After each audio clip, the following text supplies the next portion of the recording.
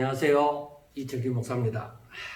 오늘은 바울의 3차 전도 여행을 이제 바울이 3차 전도 여행을 시작하면서 처음 나타나는 18장 그 마지막 24절부터 19장까지를 한번 살펴보도록 하겠습니다. 자, 우리가 제가 성경을 묵상하면서 해야 될 일이 바로 그 내용을 이야기할 수 있도록 하라고.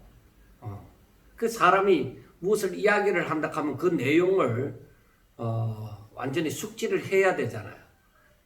그러니까 성경을 이야기할 수 있는 그 본문 내용을 이야기할 수 있는 상태가 되어져야 우리가 의미 전달을 다른 사람에게 온전히 할 수 있다고 생각을 합니다. 그래서 먼저 제 같은 경우는 성경을 하나하나 컴퓨터로 작업을 하는데 성경 본문을 컴퓨터에서 뽑아내서 그 컴퓨터 안에서 그 작업을 워드로 작업을 하는데 문단 나누기를 하고 문단 나누기를 하고 난 다음에 문단에서 그 주부와 술부를 나누는 그 작업을 합니다. 그리고 거기에서 이 전체적인 내용에서 주제가 뭐가 주제가 되느냐 하는 것도 찾아내고 각 문단에서 주제가 뭐가 되어지느냐 하는 것도 찾아냅니다. 그래서 먼저 본문을 여러 번 읽죠. 여러 번 읽으면서 이 문단에는 뭐가 주제가 되겠다. 다음 문단에는 뭐가 주제가 되겠다. 그렇게 하면서 그 주제가 만약에 3개라면은 그 주제 3개를 생각하면서 그 내용을 다 그 주제에 따라서 기억을 하는 것이죠. 그리고 그것을 완전히 숙지를 해야 그 얘기를 할 수 있겠죠. 그래서 우리가 그 훈련 방법에 있어서 먼저는 성경을 여러 번 읽고 최소한 3번 정도는 읽고 그 내용이 무엇이라 하는 것이 내용이 들어오면은 그 각 문단을 나누어서 그 주제를 파악을 하는 것입니다. 자, 그러면은 우리가 여기에서 보면은 먼저 18장 사도행전 18장 24절부터 보면은 알렉산드리아에서 난 아볼로라 하는 유대인이 에베소에 이르니 이 사람은 언변이 좋고 성경에 능통한 자라. 그가 일찍이 주의 도를 배워 열심으로 예수에 관한 것을 자세히 말하여 가르치나 요한의 세례만 알 따름이라. 그가 해당에서 담대히 말하기 시작하거늘 브리스길라와 아굴라가 듣고 데려다가 하나님의 도를 더 정확하게 풀어 이르더라. 아볼로가 아가야로 건너가고자 하므로 형제들이 그를 격려하여 제자들에게 편지를 써 영접하라 하였더니 그가 가매 은혜로 말미암아 믿은 자들에게 많은 유익을 주니 이는 성경으로서 예수는 그리스도라고 증언하여 공중 앞에서 힘있게 유대인의 말을 이김이러라 하고 말씀이 되어져 있습니다.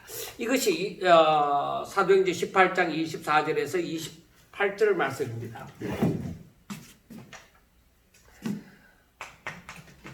우리가 먼저 바울의 3차 전도 여행이죠. 바울의 3차 전도 여행에서 먼저 사도행전 18장 24절부터 몇 절에 28절까지 내용을 보면은 여기서 보면은 첫째 그 중심 인물이 누가 되겠어요? 중심 인물이 바로 아볼로라는 사람이 되었죠. 알렉산드리아 출신 아볼로가 나오죠. 자, 아볼로가 나오는데 아볼로와 누구와의 만남이 이루어져요? 아볼로가 그 교회에서 해당해서 열심히 예수에 관한 것을 자세히 말하며 가르치지만은 요한의 세례까지만 알고 있을 때에 그때에 누구를 만나요? 브리스길라와 아굴라를 만나요. 브리스길라와 아굴라와의 만남이 이루어져요. 그런데 이 아볼로는 성경에 능통한 자라고 했죠.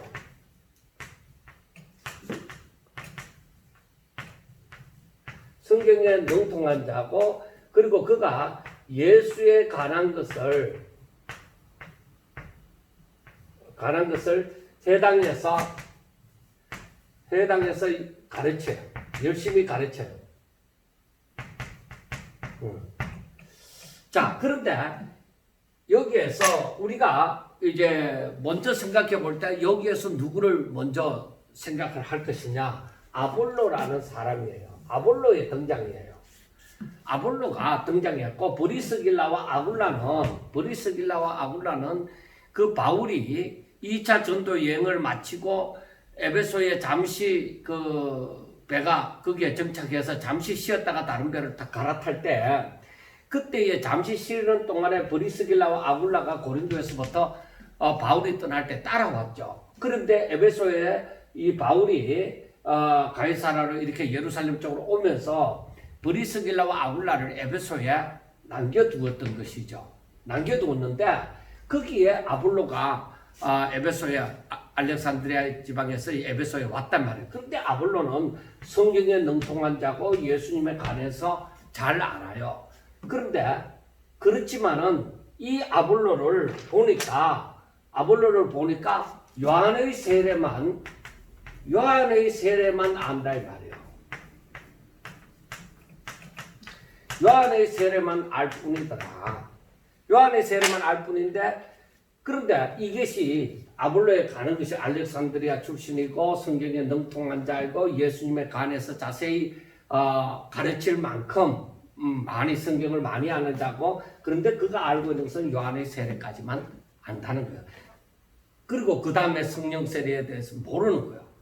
그때에 누구와의 만남이 이루어져요. 그래 중요한 것은 아볼로가 브리스길라와 아굴라의 만남이 이루어져서 결국 이렇게 되어져서 만남이 이루어져서 어떻게 되어지요? 그러니까 여기에서 브리스길라와 아굴라가 이 요한의 세례까지만 알고 있는 아볼로를 대해서 여기에서 보면은 하나님의 도를 더 정확하게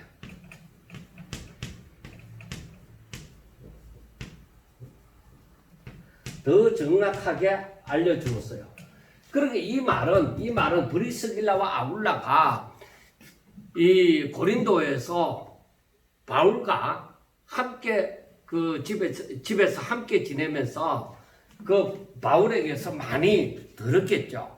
그리고 이제 예수님에 대해서 더 많이 알게 되어진 거예요. 그런데 가만히 해당에서 가르치는 그 아볼로를 보니까 요한의 세례까지만 알지 그 다음을 더 모른단 말이에요. 그래서 아볼로가 틀렸다는 말이 아니라 아볼로가 요한의 세례까지만 알고 있지 그 이상을 더 깊이를 모르고 있단 말이에요. 그래서 브리스길라와 아굴라가 이 아볼로를 불러다가 하나님의 도에서 더 정확하게 더 자세하게 풀어서 가르쳐 주었습니다. 그리고 아볼로는 자기가 어느 지방으로 가고자 했어요. 그 아가야 지방으로. 그러니까 아가야 지방이 어느 지역이냐? 고린도 지역입니다. 그쪽으로 가려고 해서 이제 그는 이제 아볼로는 이제 고린도 지역으로 떠나게 되어졌던 것입니다. 자, 우리가 알아야 되는 것이 여기에서 보면은 아볼로라는 사람은 앞으로도 계속 이제 아볼로에 대해서 나와지겠지만은 아볼로라는 사람은 성경에 박식한 자예요. 성경에 이 박식한 자고, 그리고 여기에서 보면은 이 마지막에 27절과 28절에 보면은 아볼로가 아가야로 건너가고자 함으로 형제들이 그를 격려하여 제자들에게 편지를 써 영접하라 하였더니, 그러니까 아가야 지역에 있는 그 예수님을 믿는 사람들에게 이 아볼로가 정말로 하나님의 사람으로서 성경에도 박식하고, 그러니까 이와 함께 사역을 잘 하라고 그렇게 편지를 써서 보내주었겠죠. 그리고 추천서를 써주었다고 해도 과언이 아닙니다. 그래서 왜냐하면은 또 성경으로서 예수는 그리스도라고 증언하여 공중 앞에서 힘있게 유대인의 말을 이기리라. 그러니까 아볼로는 성경에 박식할 뿐만 아니라 말도 잘한다고 볼 수가 있죠. 그래서 3차 전도 여행의 시작을 아볼로의 등장으로부터 보는 것이 맞다고 봅니다. 아직까지 바울이 움직인 것은 아니지만은 여기에서 아볼로의 등장, 이 아볼로가 밑자리를 깔아놓았다고 볼 수가 있죠. 그런데 이제 바울이 이제 3차 전도 여행이 시작됩니다. 2차 전도 여행을 마치고 얼마 있지 않아서 바로 바울이 3차 전도 여행을 하게 되는데, 그래서 19장으로 들어갑니다. 19장으로 들어가면은 아볼로가 고린도에 있을 때에 바울이 윗지방으로 다녀 에베소에 와서 어떤 제자들을 만나 이르되 너희가 믿을 때에 성령을 받았느냐? 이르되 아니라 우리는 성령이 계심도 듣지 못하였노라. 바울이 이르되 그러면 너희가 무슨 세례를 받았느냐? 대답하되 요한의 세례니라. 바울이 이르되 요한이 회개의 세례를 베풀며 백성에게 말하되 내 뒤에 오시는 이를 믿으라 하였으니 이는 곧 예수라 하거늘 그들이 듣고 주 예수의 이름으로 세례를 받으니 바울이 그들에게 안수하며 성령이 그들에게 임하심으로 방언도 하고 예언도 하니 모두 12사람쯤 되니라 하고 말씀을 합니다. 자, 그 다음 8절부터는 바울이 해당에 들어가서 석 달 동안 담대히 하나님 나라에 관하여 강론하며 근면하되 하므로 7절까지만 우리가 먼저 볼 수가 있죠. 자, 그러면은 우리가 여기에서 생각해 보는 것이, 자, 이제 19장에 들어갑니다. 19장 1절부터 7절까지의 말씀을 보면은 바울의 3차 전도 여행이 이제 시작이 되어졌습니다. 바울의 3차 전도 여행이 시작이 되어져서, 자, 바울이 떠납니다. 바울이 떠나서 그 안디옥에서 수리아 안디옥에서 떠나서 저 윗지방, 그러니까 그 에베소보다는 그 위쪽 지방을 이제 다녀가는 거예요. 그래 갈라디아와 부르기아 이쪽 지방으로 또, 그러니까 바울이 전도한 지역을 꼭 먼저 살피는 거죠. 그 바울의 사역에 보면은 항상 개척지만 다녔다고 얘기하기보다는, 그러니까 전도하는 의미도 있지만 목회적인 차원이 있습니다. 항상 자신이 전도하고 그렇게 예수 믿게 된 사람들을 찾아가서 또 그들에게 가르치고 그들의 믿음을 더욱더 굳게 하도록 하고, 그렇게 함으로 말미암아서 그들이 신앙생활 잘 하도록 하고 또 새로운 개척지로 옮기고 하는 것을 봅니다. 그래 바울이 윗지방, 에베소보다는 윗지방으로 다니고 그 다음에 에베소에 도착합니다. 에베소에 도착을 했습니다. 에베소에 도착을 해서 이제 어떤 아볼로로 인해서 혹은 브리스길라와 아굴라에 의해서 예수 믿는 사람이 거기에 있게 되어지죠. 그리고 또 예루살렘의 절기를 지키러 갔다가 사도들의 그 말씀을 듣고 예수 믿는 사람들도 있게 되어졌다는 것이죠. 그래서 어떤 제자, 그러니까 특정 어떤 사람이 아니라 어떤 제자를 불특정한 사람, 그 어떤 제자 예수 믿는 사람을 두고서 이 사람들에게 얘기합니다. 너희들이 믿을 때에 성령을 받았느냐? 믿을 때에 성령을 받았느냐 이 말이에요. 바울의 질문이에요. 이 제자들에게 믿을 때에 너희들이 성령을 받았느냐? 그렇게 물었어요. 이 제자들은 뭐라고 얘기해요? 제자들은 아니라 우리는 성령의 계심도 알지 못한다. 성령의 계심도, 그러니까 들어본 적이 없죠. 성령의 계심도 알지 못한다는 거예요. 그러니까 우리가 정확하게 성령이 그 구약시대 그 유대인들로부터 계속적으로 내려오면서 이 성령의 활동에 대해서는 말이 없잖아요. 그런데 실질적으로 이 성령에 대해서 나온 것은 예수님이 오셔서 이 성령에 대해서 말씀을 하고, 그리고 사람들 가운데에 성령이 오시는 것은 바로 사도행전 1장을 지나서 저들에게 오순절 마가의 다락방의 역사 속에서 성령이 등장하게 되어지는 것이죠. 그래서 사람들 가운데 성령이 임하셨단 말이에요. 그런데 이 에베소에, 예루살렘에서 한참 떨어진 그 에베소에 있는 사람들이 성령이 계심도 알지 못했다 이거예요. 그럼 누군가가 전하는 자가 있어야 되잖아요. 그러니까 아볼로와 같은 사람도 여기에서 요한의 세례까지는 아는데 더 이상은 모르는 거예요. 그래서 사도 바울이 그래서 이들에게 얘기를 하요. 바울이 이들에게 얘기하기를 어떻게 하느냐? 그러면 너희가 무슨 세례를 받았느냐? 바로 저들은 요한의 세례까지만 받았다 이 말이에요. 아볼로도 마찬가지고.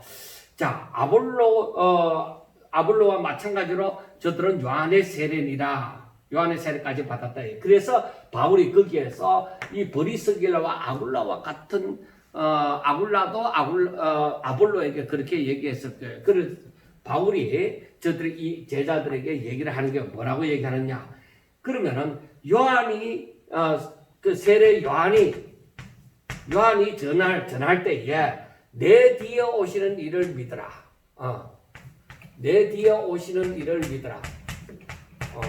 내 뒤에 오시는 이를 믿으라. 그가 누구냐? 그가 곧 예수님이시다. 이를 믿으라고 얘기해요.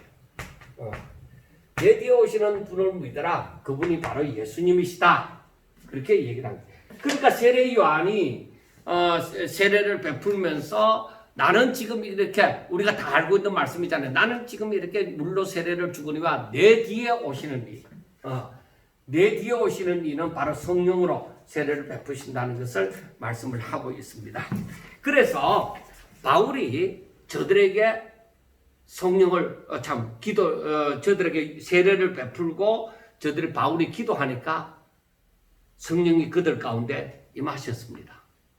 그래서 저들에게서 나타나는 현상이 방언도 하고 예언도 하게 되어졌는데 그때 사람이 한 12사람 정도 되어졌다는 것이죠. 자, 사람들의 관심은 이제 사도행전을 보면서 이렇게 바울이 사역을 하면서 지금 에베소와 같은 곳에서는 기도를 할 때에 저들에게 성령이 임하는데 성령이 임하니까 방언도 하고 예언도 하더라. 그렇게 되어지고 저 밑에 내려가면은 하나님께서 바울을 통하여서 놀라운 능력을 행하게 함으로 말미암아 그의 손수건이나 앞치마를 가지고 환자들 위에 얹어도 귀신이 떠나가고 병이 낫게 되어지는 그러한 일이 일어나는 것에 대해서 사람들이 많은 관심을 가지게 되어지는 것이죠. 자, 그러면은 우리가 이 19장을 이렇게 시작하면서 우리가 생각해 봐야 되는 부분이 있어요. 그게 뭐냐? 바울은 왜 전도 여행을 하느냐는 것이에요. 바울은 왜 전도 여행을 할까? 그것이 우리들에게 먼저 생각해 봐야 될 부분이라고 생각이 되어집니다. 바울이 왜 전도 여행을 할까는 지금 1차 전도 여행, 2차 전도 여행을 마치고 3차 전도 여행을 하고 있는 중에 있지만은 그런데 중요한 것은 바울이 그 전도 여행을 하면서 어떤 삶의 어떤 쾌락을 느끼거나 어떤 재미가 있다고는 볼 수가 없잖아요. 그 전도 여행을 하면서 바울은 생명이 왔다 갔다 하는 그 정도의 위협을 느끼면서 전도 여행을 하고 있잖아요. 그런데 그런 전도 여행을 바울이 왜 하느냐는 것입니다. 바울이 그런 전도 여행을 왜 하느냐? 그래서 우리가 이 부분을 좀 생각을 해봐야 되는 거예요. 바울이 왜 이런 전도 여행을 하느냐? 그래서 우리가 사도행전 1장 8절에 있는 말씀처럼 우리가 다시 한번 이 사도행전 1장 8절 말씀을 우리가 잘 알고 있지만은 한번 우리가 찾아서 보면은 바울이 전도 여행을 하는 이유가 예수님께서 하신 말씀이 오직 성령이 너희에게 임하시면 여기에서 성령이 언급되죠. 성령이 너희에게 임하시면 너희가 권능을 받고 예루살렘과 온 유대와 사마리아와 땅끝까지 이르러 내 증인이 되리라 하고 말씀을 합니다. 자, 사도행전 1장 8절 말씀에 성령이 너희에게 임하시면, 자, 성령이 임하시면 어떻게 되어져요? 너희들이 권능을 받는다. 권능을 받고 어떻게 되어지는 거예요? 그래서 너희들은 온 땅에 이르러 내 증인이 되리라 하는 말씀이에요. 그래서 바울이 전도 여행을 하는 것은 그 이유가 뭐예요? 하나님의 명령이다. 주의 명령이라는 것입니다. 우리 주님이 성천하시기 전에 그 제자들에게 명령하신 것이죠. 자, 너희들에게 성령이 임하면 너희들은 무엇을 해야 되느냐? 너희들에게 성령이 임하면 권능이 임한다는 거죠. 권능이 임하고 그리고 너희들은 내 증인이 온 땅끝까지 이르러 내 증인이 되리라 하는 것입니다. 그래서 바울이 예수님이 말씀하신 그 말씀에 순종하기 위하여서 지금 전도 여행을 하는 것입니다. 그리고 바울은 특별히 다른 사도와는 달리 특별히 이방인을 위한 사도로 부름을 받았다 이 말이에요. 하나님께서 바울을 그렇게 쓰시고자 하셨다 이 말이에요.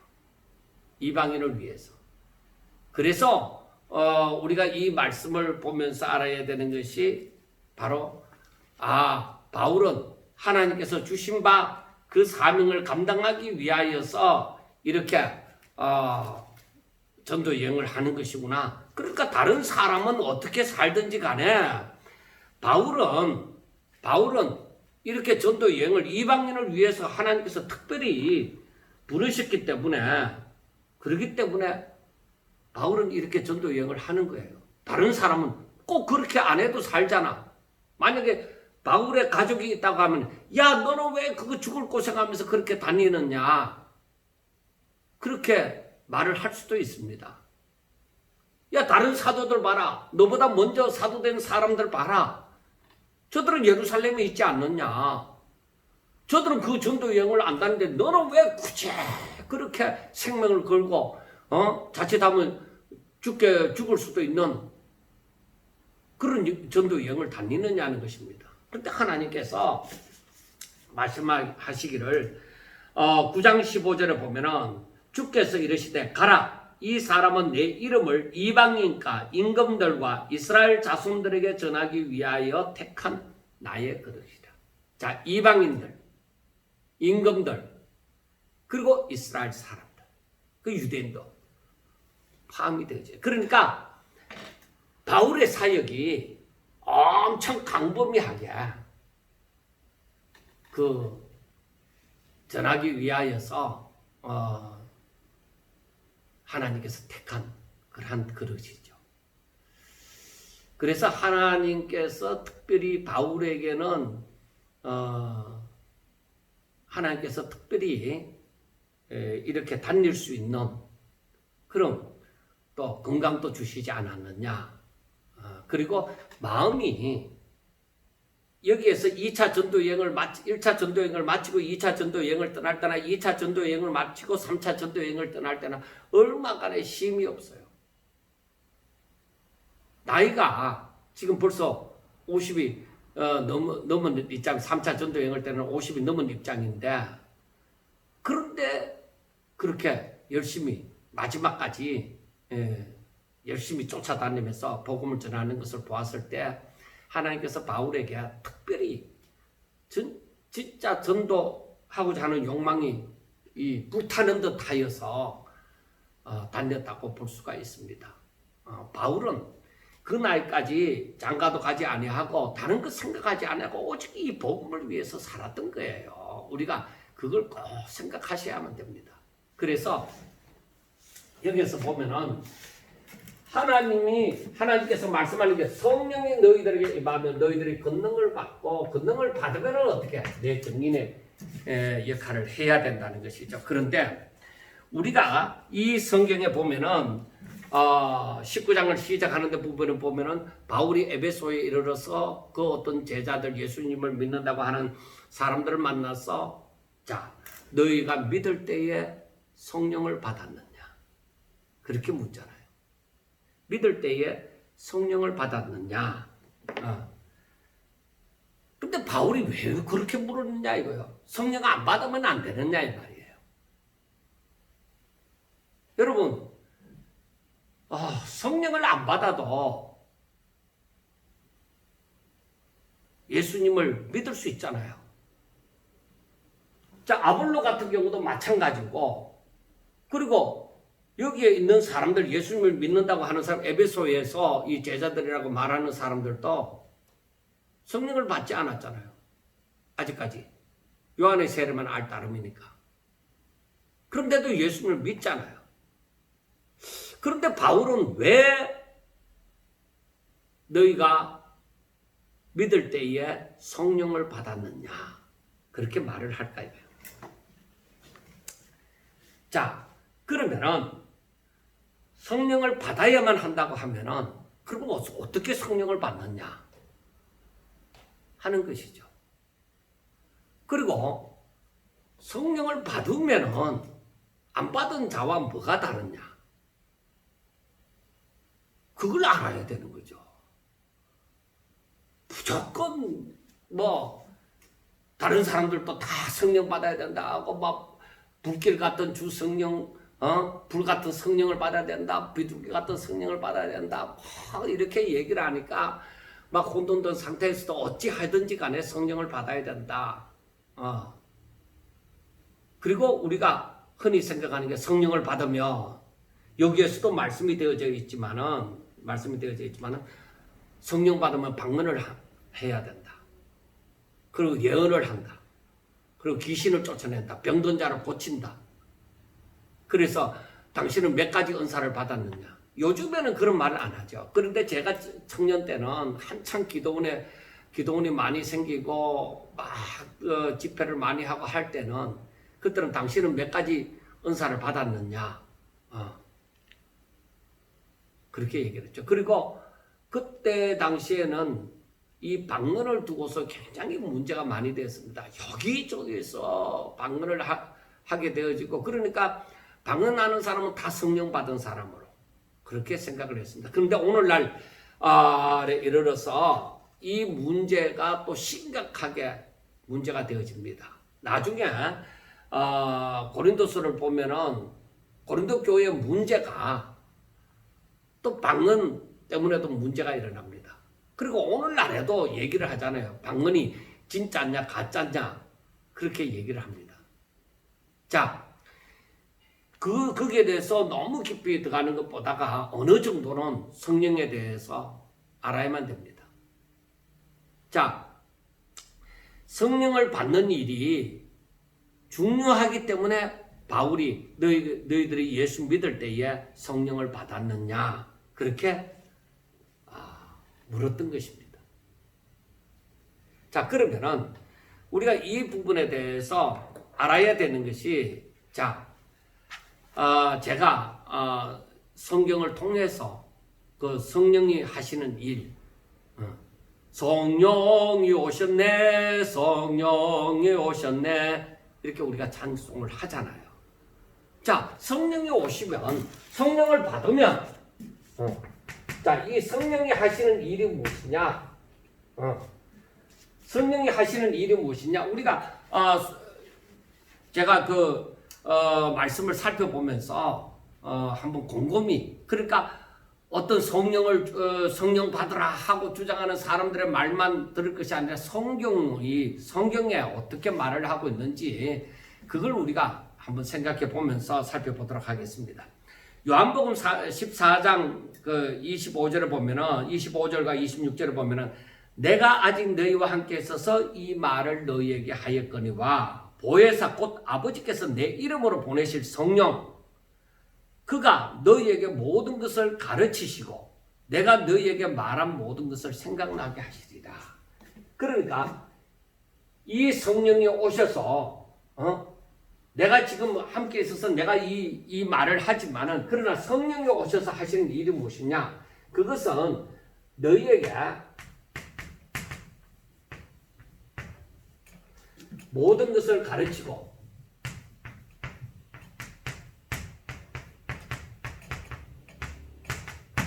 그리고 내가 너희에게 말한 모든 것을 생각나게 하십니다. 그러니까 이 성령이 오면은 우리들에게 모든 것을 가르치고 또 예수님께서 우리들에게 말씀하신 그 모든 것을 생각나게 하리라. 우리에게 가르치시고 또한 생각나게 하리라. 그리고 그 다음 장에 요한복음 15장 26절과 27절에 가보면 내가 아버지께로부터 너희에게 보내실 보혜사 아버지께서 나오시는 진리의 성령이 오실 때에 자 성령은 진리의 영이세요. 진리의 영이신데 그 진리의 성령이 오실 때에 진리의 성령이 예수님을 증언하실 것이다. 예수님을 증언하는 성령이 오시면은 바로 예수님을 증언하는 거예요. 그리고 요한복음 16장으로 넘어가 보니까 그러나 내가 너희에게 실상을 말하노니 내가 떠나는 것이 너희에게 유익이라. 내가 떠나가지 아니하면 보혜사가 너희에게로 오시지 아니할 것이요 가면 내가 그를 너희에게로 보내리니. 그가 뭐를 얘기하냐? 그가 죄에 대해서 우리의 죄에 대해서 우리가 죄인인 것을 확실하게 깨닫게 해주는 거예요. 그 죄에 대해서 뭐가 죄라는 것을 알게 해주고 그리고 그리스도의 의에 대해서 말씀하시고 그리고 세상을 심판함에 대해서 심판에 대해서 책망하시리라. 심판에 대하여 세상을 책망하시리라 하고 말씀을 합니다. 그러니까 여기에 이 죄에 대해서 말씀하시고 의에 대하여 심판에 대하여 말씀을 하실 것입니다.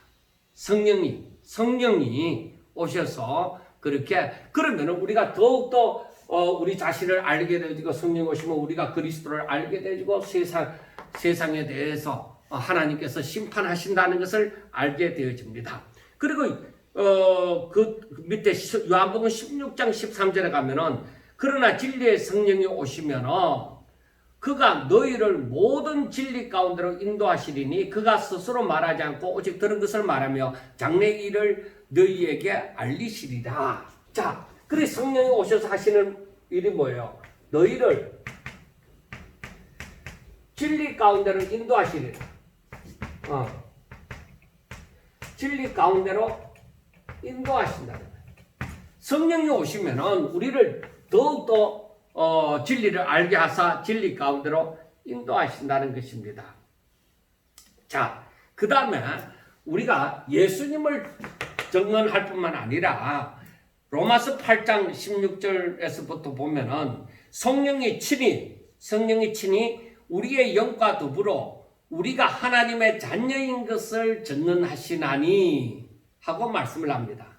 그러니까 성령이 우리가 하나님의 자녀인 것을